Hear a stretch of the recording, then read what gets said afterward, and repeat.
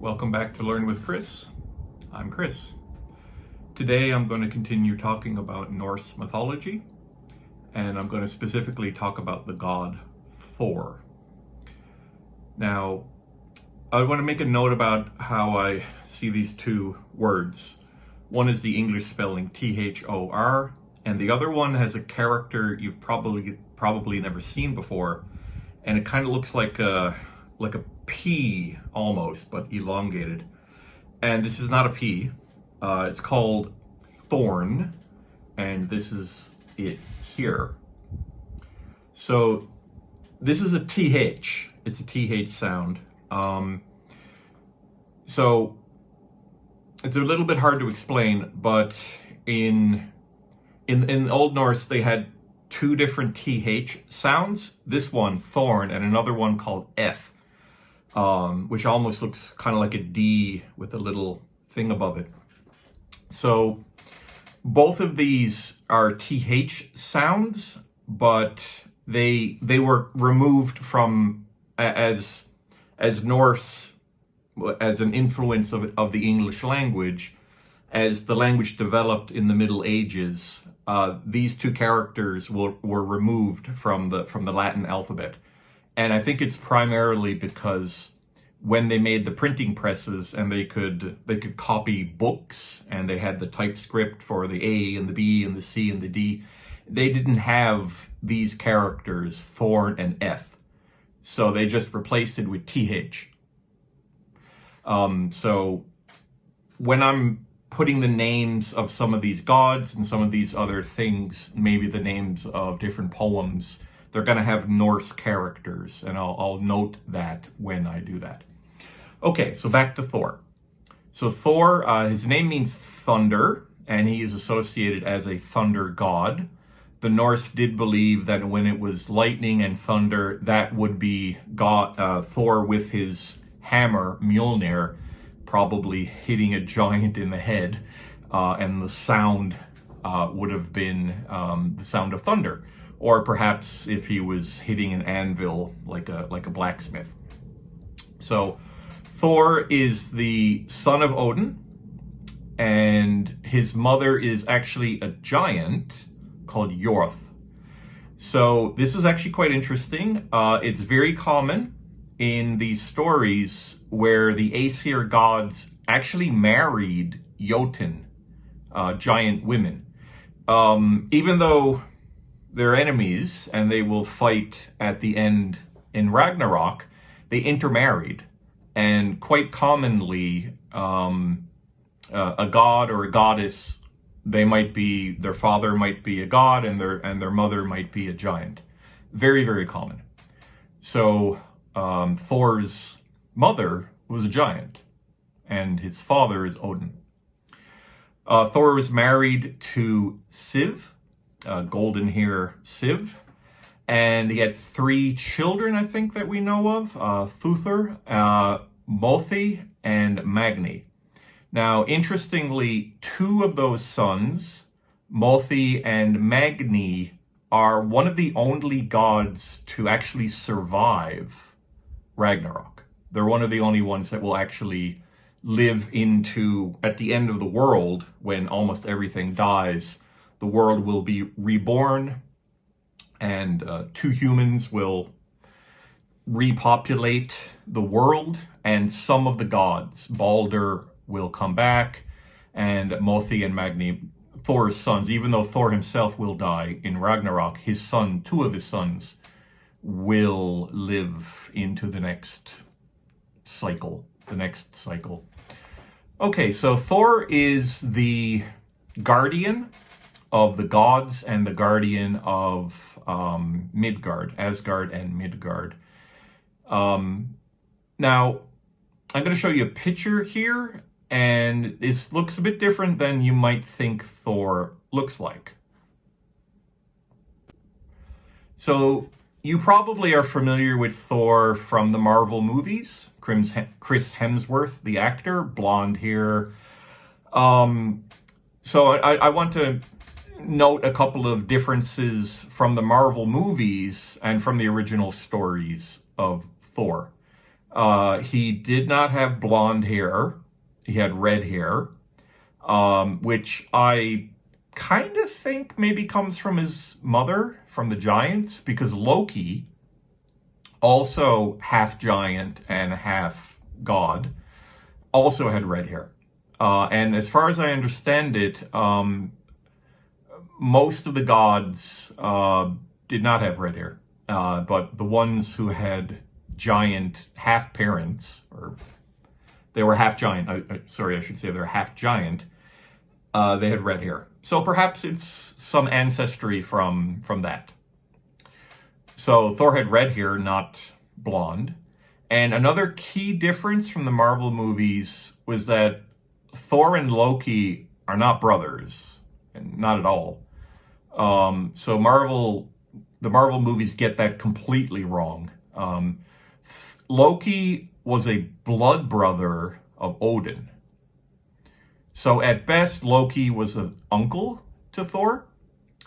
Even though in a lot of the stories, they went off together, they were companions, they did things together, they helped each other.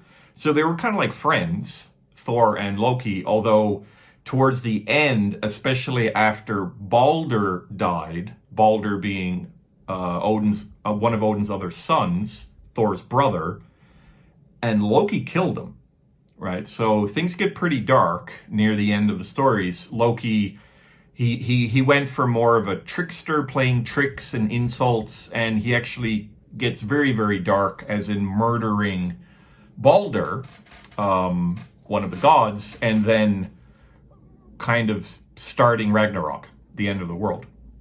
So things get quite dark with Loki. But Thor and Loki were not brothers. Loki was the blood brother of Odin, and that means that they were such good friends that they did a ceremony of kind of like cutting their hands and mixing the blood together and then declaring themselves brothers. So if you're super close to somebody, almost like a brother, you could call him your blood brother. So Odin and Loki were blood brothers, not Thor and Loki. Okay, so some of the things that Thor was known for, of course, was his hammer, Mjolnir. He was also known for having a belt,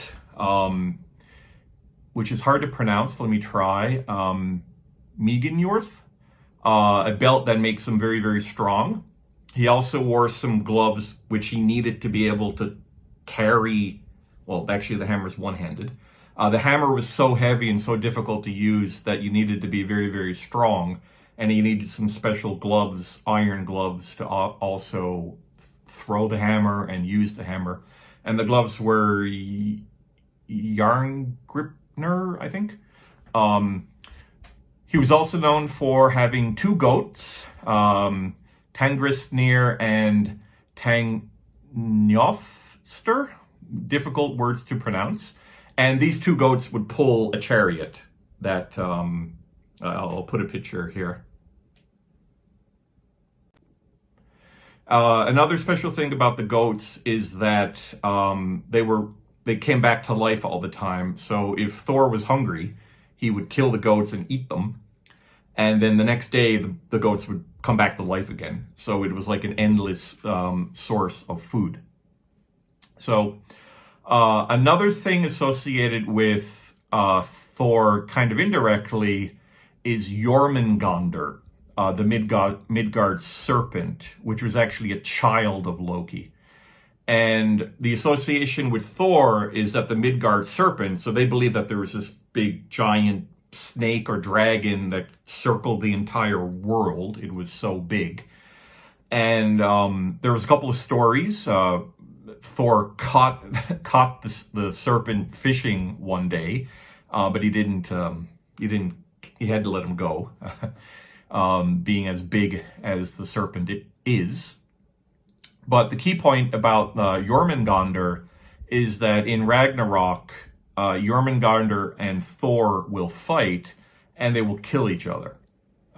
So Thor will kill Jormungandr with his hammer Mjolnir, but Jormungandr will bite Thor, and he has poison. And after he bites Thor, Thor walks 9 steps and then he dies. He drops dead after 9 steps. So 9 is a very sacred number for the Norse. You see it in a lot of different things. 9 steps. 9 days Odin is hanging from Yggdrasil before he learned the secret of the runes. The 9 realms attached to Yggdrasil. So there's a lot of 9s in Norse mythology.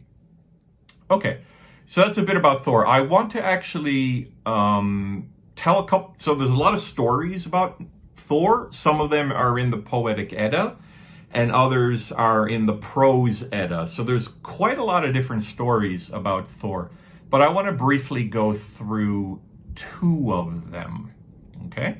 Just to tell you, just get a little flavor of who Thor was and some information about him. So let's have a look at a story about Thor. From Skitha.